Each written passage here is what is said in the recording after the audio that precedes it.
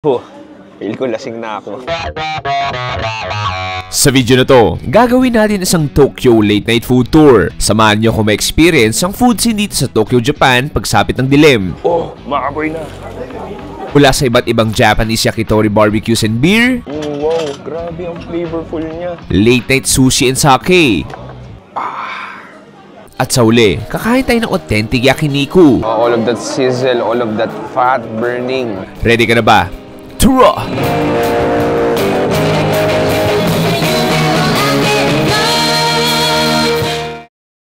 Hindi lingid sa kalaman ng karamihan na ang Japanese ay may blanket stereotype na hard workers. Kabilang dito ang mga suit wearing, briefcase carrying, and fast walking na salarymen.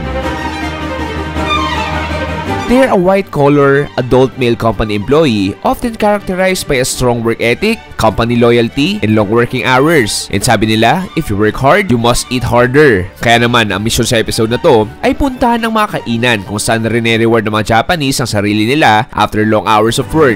Pops, isang magandang gabi dito sa Tokyo, Japan. Specifically, nandito tayo sa Shinjuku area. Pops, samahan yung diskubrehin. Ano ba yung late night scene dito sa Tokyo? Balita ko mga Japanese mahilig uminom, mahilig kumain. At syempre, higit sa lahat, mahilig magsaya. Actually, medyo clueless ako anong mangyayari ngayon. Pasang alam ko lang, kakain tayo ng masasarap na Japanese food. At higit sa lahat, kahit pa paano, iinom tayo ng konting alcohol at lalagay natin sa katawan natin yon. Alas 8 ng gabi ngayon, nagsisimula pa lang ang gabi dito sa Tokyo. It's a Friday night, uwian, weekend bukas, walang pasok. Kaya mag-happy-happy ni mga Japanese ngayon. Samahin natin sila. Hinihintay natin. Chua!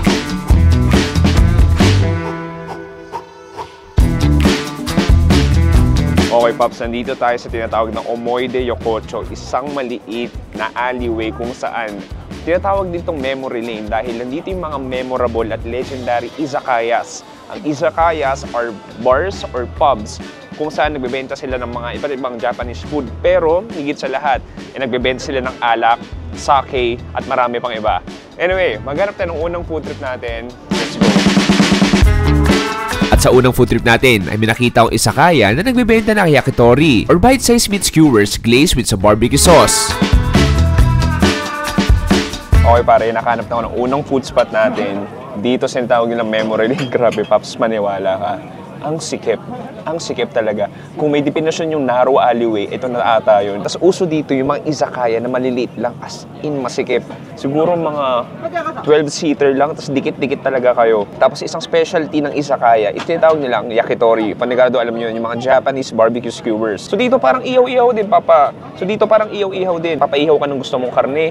So dito uso yung mga laman loob ng baboy. May chicken din, may gulay, may isda, may seafood at marami pang iba. Tapos syempre yung partner niyan is ice cold beer. Okay, dumating na natin ice cold beer. It's time. Ang sarap ng malamig na beer kahit malamig yung panahon. At ang ganda lang ng pwesto ko dahil literal kaharap ko si Izakaya Master kung saan siya nag-grill ng yakitori ko at mukhang malapit na rin naman maluto.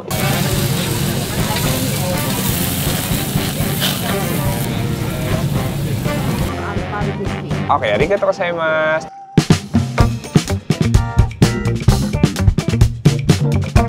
Okay pare, luto na yung ating iba't ibang yakitori. Pakita ko sa inyo. Meron tayo yung chicken yakitori. Ito, lahat to pork.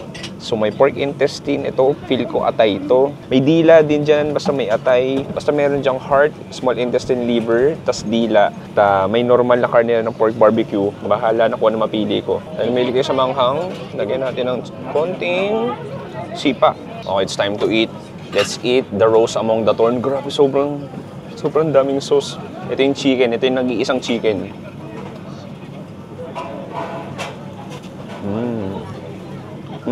Just really savory ang tamis.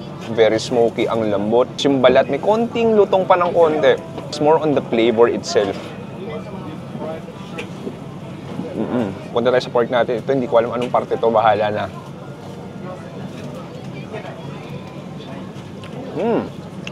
Liver. There's a nice chew to it. Kung lasa ng atoy ng baboy, ganun lang din naman. Pagkakaiba lang talaga yung sweet sauce na ginamit nila. Ito, isaw.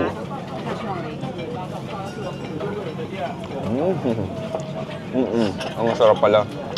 Ang Japanese isaw. Oh, nice. Alam mo yung isaw ng baboy?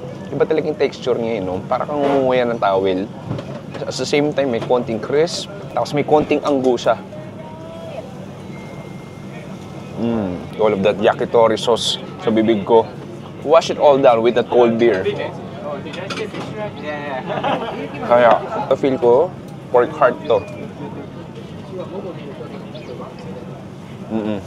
Oh, puso nga to. Very hard, very chewy. I get it, pare. Ibang klase yung vibes. Nakakatulong yung vibes eh. Yung maliit na kanto, yung maliit na alleyway. Yung sipsikan ko yun. May kasamang alak. Just enjoying every bite. Actually, itong area na to, hindi nga more on local, more on turista na yung mga pumupunta. Pero naging tourist spot na rin talaga to. Okay, next natin. Hindi ko alam kung dila ba to o yung normal na karne ng baboy. Dila. Ito yung dila. Grabe. Ang kapal. Sobrang may bone sa bibig mo. Kung ninamnam, ang sarap. Ang labali yung texture. Next natin, ito yung karne ng baboy. Oh, teka lang. Mali ako. Sorry. Sorry for the wrong info. Ito yung dila. Kaya parang sobrang lambot nung kanina. Kaya parang mas malambot yung kanina. Ito yung dila. Kasi di hamak, mas chewy at mas bouncy. Hinihintay pa akong isa eh. Yung parang meatball or kung parang sausage ba yun. Thank you. Okay.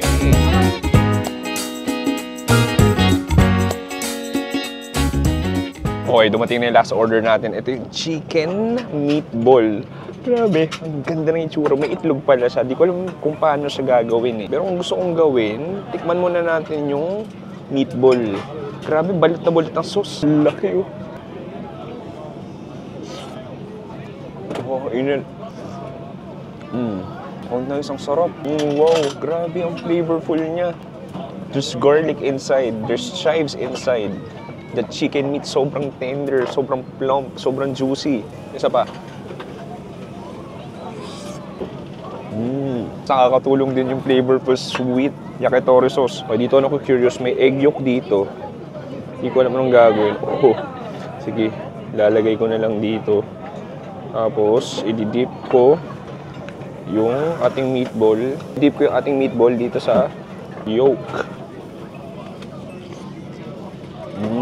Wow, panalo. Extra creaminess, extra texture, extra flavor, extra protein, extra calories din. Laking tulong ng itlog. I just love how flavorful that chicken ball is. Grabe, oh. Alam mo, masarap lahat. Experience, yung pagkain, yung alak. Kulang na lang yung kausap. Pero okay lang din naman kasi sarap pa rin. At maganda niyan. Sa akin lahat to. Na-cut off guard dito sa meatball. Ang sarap pala. Last bite, isang subo na. Just a perfect food for this very cold, chilly weather. Nagsisimula pa lang tayo. Harap tayo next food trip dito sa Tokyo, Japan.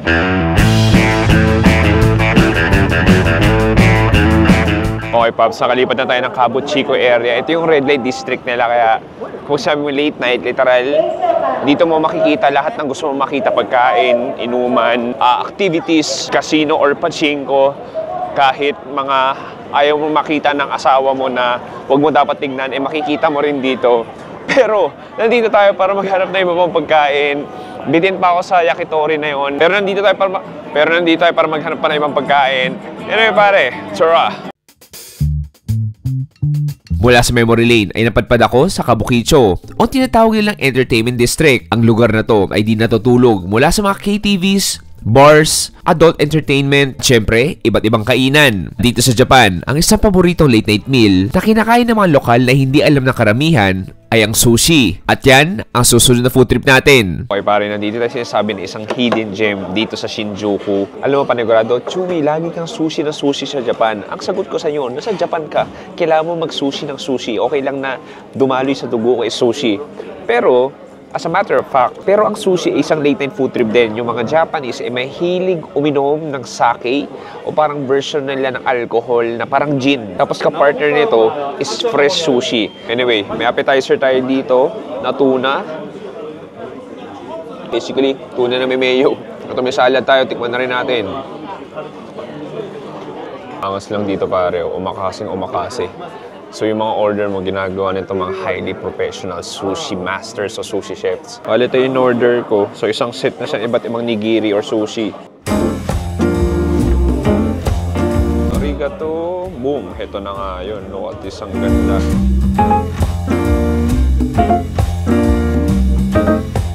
Pops, dumating natin sushi platter. Alas 9 na ng gabi. At may lang ako kakain ng sushi na ganito karami ng gantong oras. This looks immaculate. This looks colorful. Para tong painting na ayaw mo nang galawin. Tikman mo natin itong miso soup na bagong dating. Sarap. No, sarap, refreshing.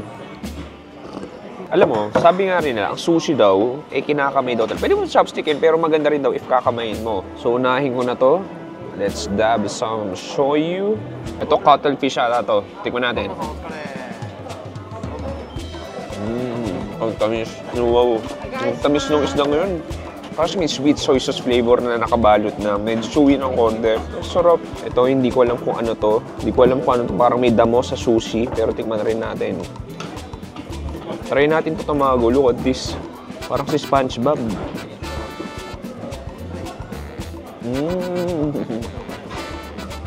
Oh, ang tamis. No, medyo malamig siya. It's very fluffy, spongy. Border rin pala ako ng hot sake. Ito yung parang gin nila. Naalala ko sa Osaka, unang tikim ko nito, halos mapaso yung lalamunan ko. Kampay pare.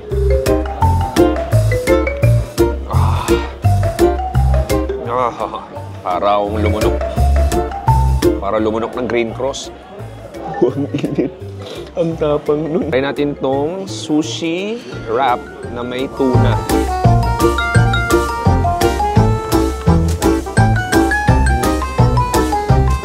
All of the square cubes ng tuna. Yung nori, bibigay extra crispiness. Panalo lang din yung quality ng kanin nila. Ayaw na. Next, try natin tong mackerel. Sarap pare. Basically, parang kumakain ng sardinas. Ang sarap ha. Fresh ang fresh ng mga sushi nila dito. So, ang tikman next, ito yung sama nila. Ang daming wasabi nun. Sa loob. Oh, sarap. Pabuli mo ng hot sake.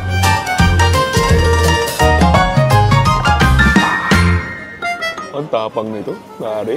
Ang tapang. Okay, let's go sa tuna nila. Sayang naman, binili ko na. Inumin na rin natin, kahit matapang.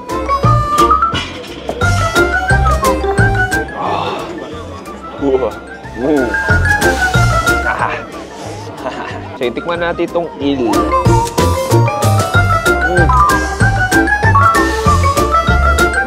Akala ko nagi, pero hindi pala.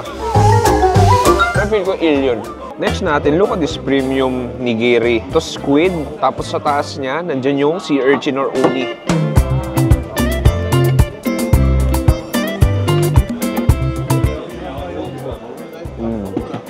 Sobrang sarap. Kahit pansin ko dito yung mga tao, hindi na talaga umiinom, kumakain talaga. Basta tayong mga Pilipino, may ligay sa pulutan. Ito sila rin eh. Actually, hindi nga pulutan, meals talaga. Kung doon doon, sipin mo sushi, partner alak. Tayo sa Pilipinas, yung kanin natin, yun yung pang-alisang over natin. Anyway, last piece natin, look at this fatty tuna. Dip ko dito.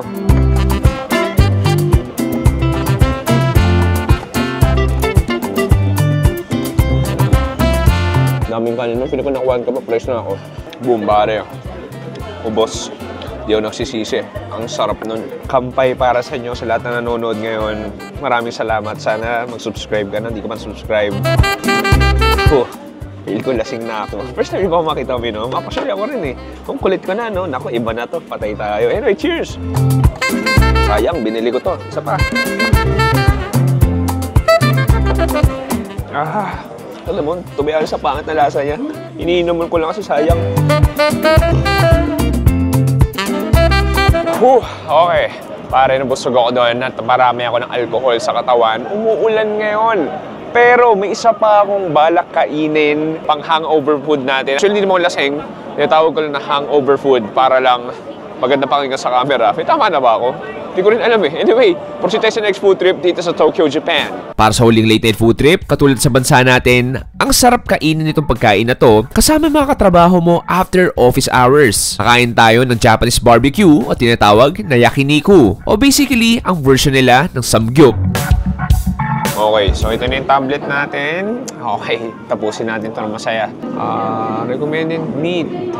Parang gusto ko lang puro beef. Sige, ito order ako isa nito. Ano to? Japanese black ribs. Ito, fatty ribs. Order din tayo ng dila.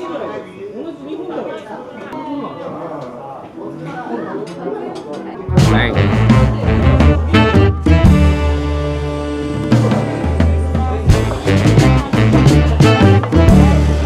Arigato! Okay, Pops. Lutuin na natin yung mga in-order natin karne. Unahin ko na itong dila. Luwad isa. Nice. And then, ating mga beef. Perfecto. Lalo na medyo nakainom ako. Wala akong ibang hinihiling kundi kumain ng yakiniku. Pansin mo dito, no? Sa Japan talaga yakiniku nila. Gantong klaseng lutuan. Charcoal talaga gamit nila. Bango. Perfect ngayon. Medyo... lakas ng ulan. Lakas ng ulan sa labas. Parang bagyo yung ulan. All of that sizzle, all of that fat burning.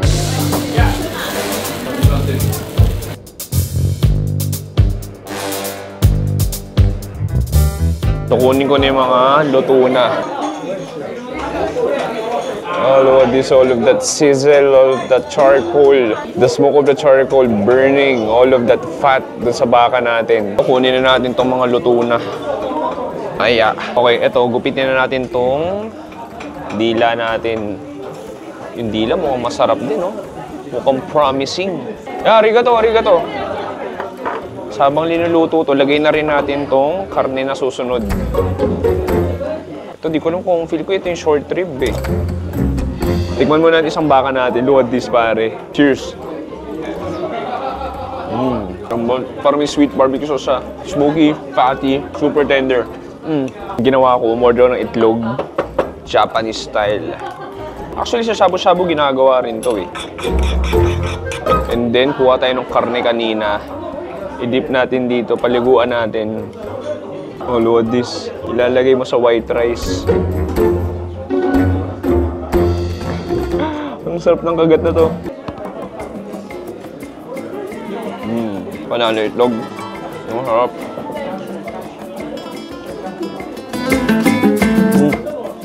Naiwan. Ito, luto na yung dila natin. Makapoy na. Ang sarap ng addition ng itlog. Panalo.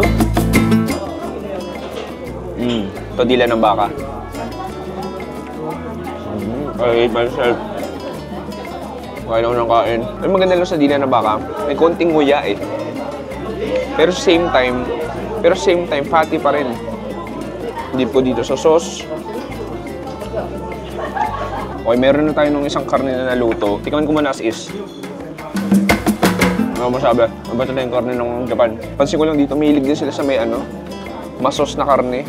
Ako kung tutusin, mas trip ko yung walang sauce. Para masala sa may baka. Okay, mag-focus na tayo sa karne natin, tapos na ako magluto. Tikman pa natin itong ulit. Hindi ko alam kung ito ba yung short ribs eh. Pero mukhang masarap. Dip natin sa itlog natin. Paliguan natin. Then lagay natin ulit sa rice natin. Look at this. This is an immaculate bite. So dito, may choice ka pala kung unlimited ah. Yung pinili ko lang hindi unlimited kasi hindi ko rin naman maubos eh. Nakakain ako yung araw. At least ito, sakto lang. Alam ko maubos ko. Ang dami rin lokal dito na kagaling ng trabaho. Lalo na Friday night ngayon, naghahanap sila ng perfect na tambayan, uminom, kumain.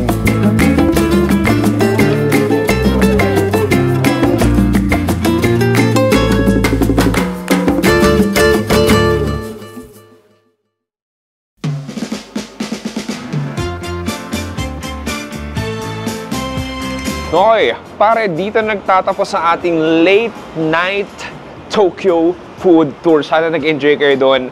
Marami pang mga kainan sa Japan na hindi ko napuntahan na paborito rin kainan ng mga Japanese. So, tatlong amazing spots yung pinuntahan natin. Yung una yung yakitori doon sa Memory Lane, ibang klase yung experience, ibang klase yung sikip.